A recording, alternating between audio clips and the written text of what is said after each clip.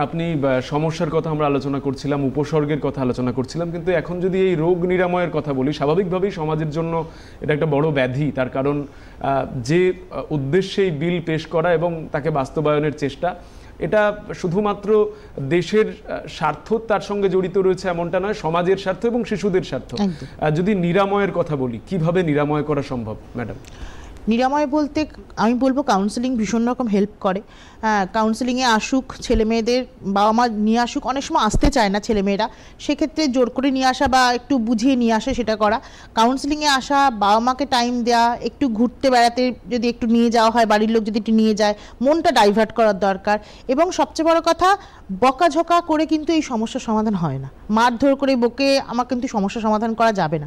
সুতরাং ওদেরকে একটু টাইম দেওয়া, বোঝানো, কাউন্সেলিংয়ে আসা, এসে একটু যাতে ও নিজের মনে করে যাতে সমস্যা যা যা মনের মধ্যে আছে সেই কষ্টটাকে যেন ও শেয়ার করতে পারে। আমরা সবসময় চাই যে ওরা ফুলের মতো, ওরা যেন নিজেরা নিজেদের জীবনটাকে আরও সামনের দিকে পজিটিভলি এগিয়ে নিয়ে যেতে পারে, ভালো চিন্তাভাবনা করতে পারে, পড়াশোনাটা করতে পারে, ওদের ভবিষ্যৎ উজ্জ্বল হোক, সেটাই আমরা চাই।